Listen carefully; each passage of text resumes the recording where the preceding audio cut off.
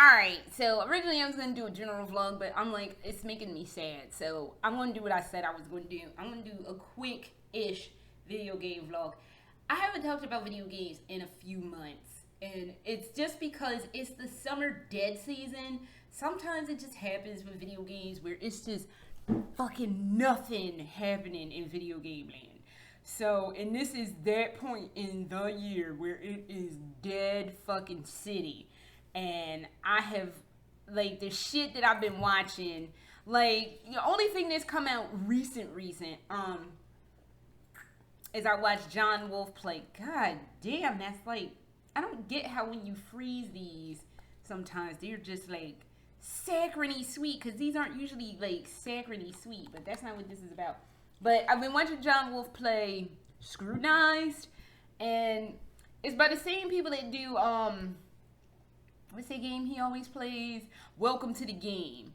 And I don't have any real beef with, like, home invasion. Like, actually, I do have real beef with home invasion games. They just freak me out. Being a woman and sometimes having to be on my own because my husband, well, before pandemic craziness happened, like having to travel for business trips, it's sometimes scary to be by yourself. Now, granted, this house has cameras everywhere. There's a camera somewhere. There's multiple cameras around the perimeter. But they have cameras in those games. And when he was playing Scrutinized, he kept getting got. And it was just like, oh, God, this is just not working out for my life. Please stop getting got by people or Scrutinized. So that's like the only thing that I've seen. I've watched a lot of stuff, and honestly, I watched some, it was even weirder than Auto Afterlife, and God only knows what the name of that game was that I watched. It was, but it was on Alpha Beta Gamers channel, and it was, oh, I don't remember the name, but I see the images of it in my head. It was fucking weird. Oh my God, hold on, let me pause, because I gotta tell you about this. It was goddamn fucking bizarre. Hold on just a second. I will find it. Hold up. Alright, I found it. It's called M-Stain. Oh God. There was an old show, not to digress, but there was an old show back in the 80s called Night Court.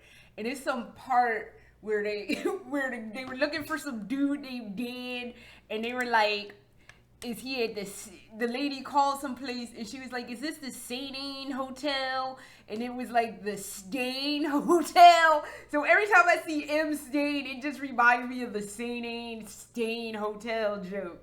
But M-Stain is just it was somehow weirder than Auto Afterlife. And Auto Afterlife was fucked up weird with the cars, where people was like, instead of dying, they were turning into cars, and then the dude turned into a car, and then he had to kill these other cars, but then meant so he could marry or be with this girl car that the mechanic dude who sent him on the murder the other car mission did. And then they started bumping into each other as like a sex thing. I thought that was off the rails. I really thought that was off the goddamn rails. That didn't even touch the fucking bizarreness. It was like in the same neighborhood, but M-Stain was like 4 houses down, right in the cul-de-sac. It was the biggest house in the cul-de-sac. It's fucking August, and they still got their Christmas lights on, and that's how like out there weird it was. M-Stain is the house that's the largest house in the neighborhood that got Christmas lights fully functioning in August. That is what M-Stain is. Loud, obnoxious, just fucking weird. So, you go in for a job interview. It's in, like, old PS1, right? Yeah, it's a PS1 kind of game. Like, that style of, like, art or whatever, or graphics. And you have to answer these questions, and each question that you answer has the ability to give you a different ending. Alpha Beta Gamer got all the different endings. But it was fucking trippy as a motherfucker. I was sitting there like, what the fuck am I watching? Why am I watching this? Why does this continually just keep going down a road that I feel like I'm not gonna come back off of? It was Auto Afterlife realms of like the fuck. And I don't even know why I watched it, to be honest. Because I should have stopped when it was like some part where you had to get out of jail because he answered some question weird. And this like crushy wall crushed some guy. I should have stopped watching the shit then. But I kept going. I don't know why the fuck I kept going. I don't know why I thought it was going to go uphill from there. Because it did not. It was nothing uplifting there. It was interesting, but man, I don't know where Alpha Beta Gamer gets his weird fucking game list from. Like, I don't even know, but he picks the strangest fucking games I have ever seen in my entire life. It's a real interesting channel. I mean, you will never want for, like, if you want to see something different and you tired of the same old BS he will be playing, just check him out. Cause the games he's playing, it's just like, who told you about this and why did they tell you about this? Cause it's just baffling how fucked up them games are. So aside from that, while I was looking for M. Stain, I also saw that he played the game that I watched. My eyes are tired. That's why I took my glasses off. I didn't get a good night's sleep, but that's neither here nor there. But I watched Noxon play some game called Wick. And I know he had the demo to Wick a little bit ago, but Wick is like, think of Little Big Planet. Not Little Big Planet. Well, yeah, in the vein of Little Big Planet, but think Little Nightmares. But instead of being like some girl or some dude who ends up getting eaten by said girl, you're a little candle wick. And you gotta run from these monsters. Oh, it is so fucking good. Oh my god. I don't know if I could play Wick, because it's just parts where it's just intense. It's not a long game either, because I was like, damn, this should have more levels. This should really be like Little Nightmares. It's in that vein where you're kind of like not sleazing, but like sneaking around through shit. You have like a little thing to put the dimmer thing over your little candle light. It's so cute. And then like you can like tip yourself over and make little candles to like as decoys for things that try to harm you. So good. 10 out of 10. Excellent on Wick. I can't remember the name of the studio who did Wick, but 10 out of goddamn 10. That is a great game. I think it's really, I wish they could flesh it out more and make it a whole game. Possibly put that on PS what the fuck ever, because I know PS5 is getting ready to come out or whatever.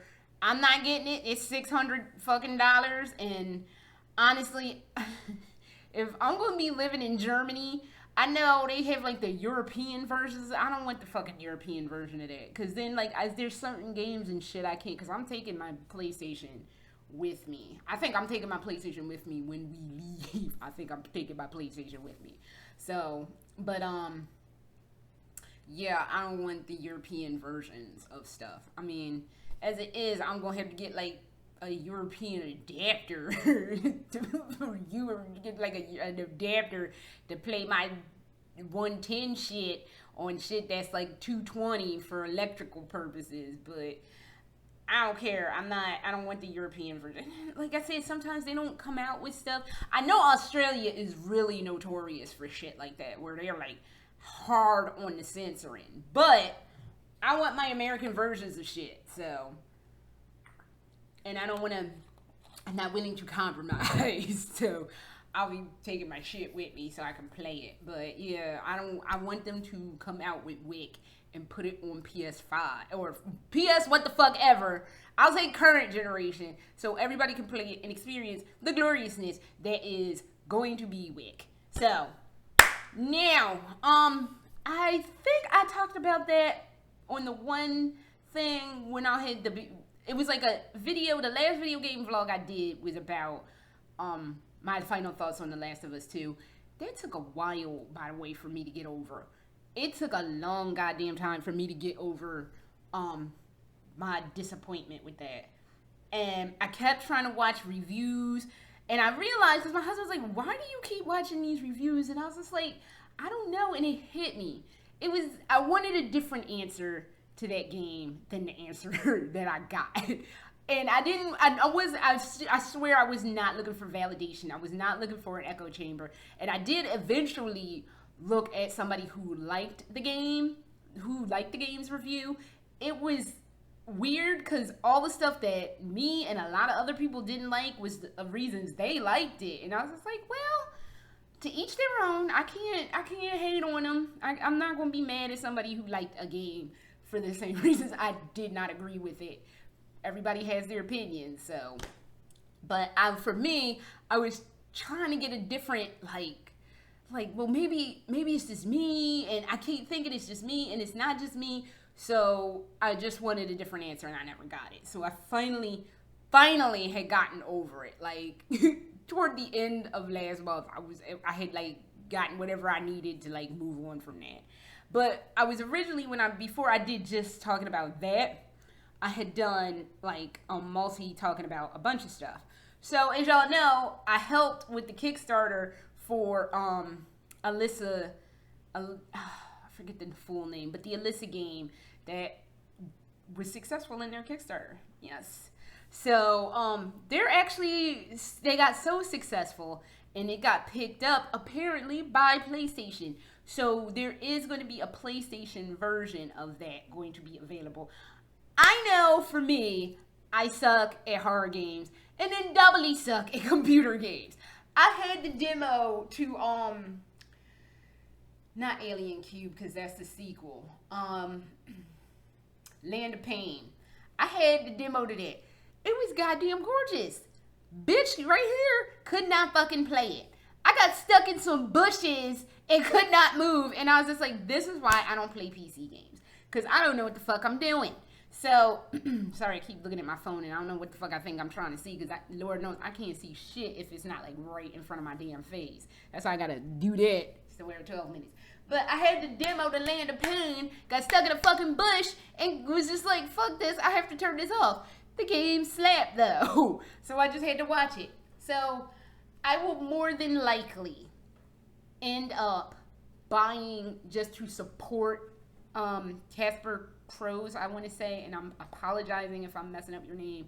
I will support whatever he does with Alissa. I will more than likely buy Alissa when it comes out for PlayStation, just so I can have it two ways. So, but I am looking forward, and I'm so happy his Kickstarter was successful, and it was fully funded, and that's looking like that's going to slap. Now, I can't remember what he said, but he did an update recently, and he was like, he is very much on target with everything. His programming is up to where everything needs to be. He's actually on schedule. Beautiful. So I'm just like, yes. So that's going to be coming around at some point, but there also is going to be a PlayStation edition of that, which is excellent news because I want there's people like me that just don't play computer games who would totally miss out on the Alissa game because they don't play PC games. So when that comes out, I will let everybody know, but I am so glad his Kickstarter was successful. Same thing with Conscription. That was a game I had watched a while back, and I wasn't going to watch it because it was a World War I game, and I wasn't really, too, into that, but it's a World War I horror game. Now, and I don't mean to use horror, but it was some scary shit, and it has some moments of, tension where I was just like, oh, shit. When I don't remember who the fuck I watched play the demo, but that got 100% funded, and that game is really cool. Basically, you start off in the general World War I situation, and some kind of way, it looks like you get dragged into this horror scenario where you're fighting against demons and monsters and all this freaky shit happens. That was actually really good, and I'm glad I set my bias aside and was like, oh, well, it's World War I don't know. The shit was also slapping. So yeah, Conscription is really good.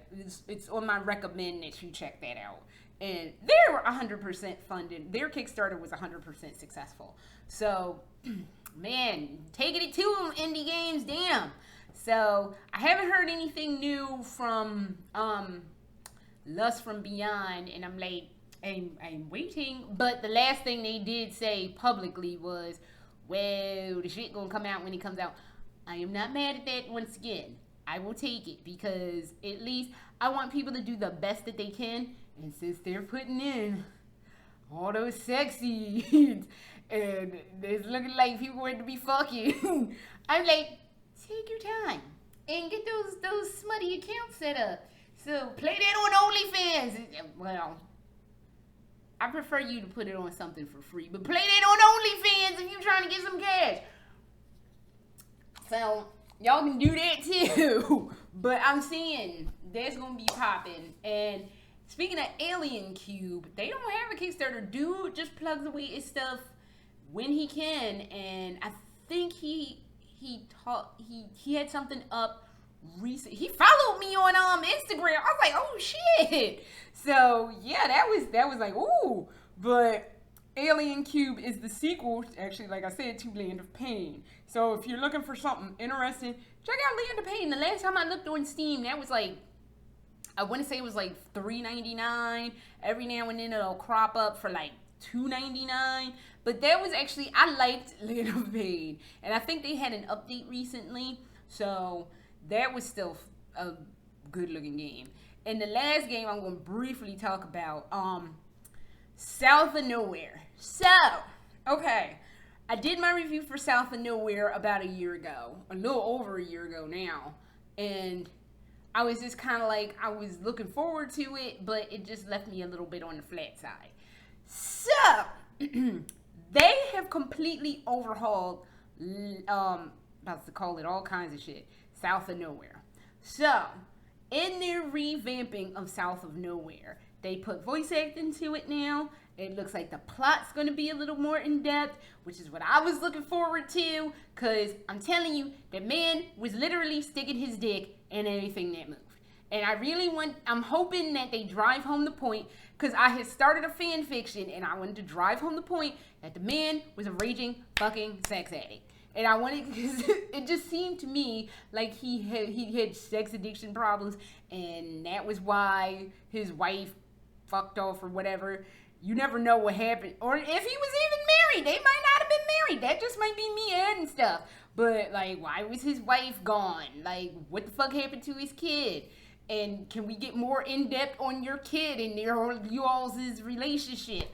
What is happening? So they have completely, they said, overhauled all of South of Nowhere. So maybe now we'll get a little more plot and a little more detail and have a little more meat to those bones. So, and I started, like I said, I had 5 pages written to that fan fiction. It looks like I have to scrap it, because the fan fiction that I wrote was Robert is a sex addict, that he has a predilection for barely legal young women, which is just kind of gross in and of itself. And I was trying to figure out where I was going to take that. But I had some really messed up ideas there as to why he was all messed up. And they got deep. And it was so good and so just salacious. But it would make it make sense to the world that Robert was trapped in. So, but alas, I don't know what the hell they're going to do. So I got to set that. That's why I set those 5 pages of that whole ass situation on the back burner. So I need to figure out how I'm going to send it to them. Reggie Studios, if you want those 5 pages, I will be happy to mail them to you, or what the fuck ever. You are free to have them and read them. And if you want to know where my crazy little mind was going to take their fan fiction, I will be more than happy to tell you in depth. I don't think you could make it work with what you've already done with your with the storyline now, but I think it would be very interesting. So, but that's just me being whatever. But yeah, they revamped South of Nowhere. So I am very curious to see what it's about when it comes around. So, I don't know if there's a release date on that. They just keep saying this, it'll be out soon, it'll be out soon. Take your time, guys. Nobody, as far as I know, is going anywhere. So, that is all I have. And I said this was going to be quick and it was 20 minutes. Sorry. But that is all I have. And I'm glad I decided to do a video game vlog, because it had been a minute since I talked about video games. I've been talking about Lolita a lot, but I wanted to talk about video games. But the problem is, this is literally that point in the year where there is nothing going on. Oh, and lastly, happy birthday to my beautiful Shinji Mikami. His birthday isn't today. His birthday is actually tomorrow, and he will be 54. So, happy birthday. No, it's not omedeto. Hold on. What the fuck is happy birthday in Japanese? That's German. I've been trying to learn German for obvious reasons. So, happy birthday. For Shinji Mikami?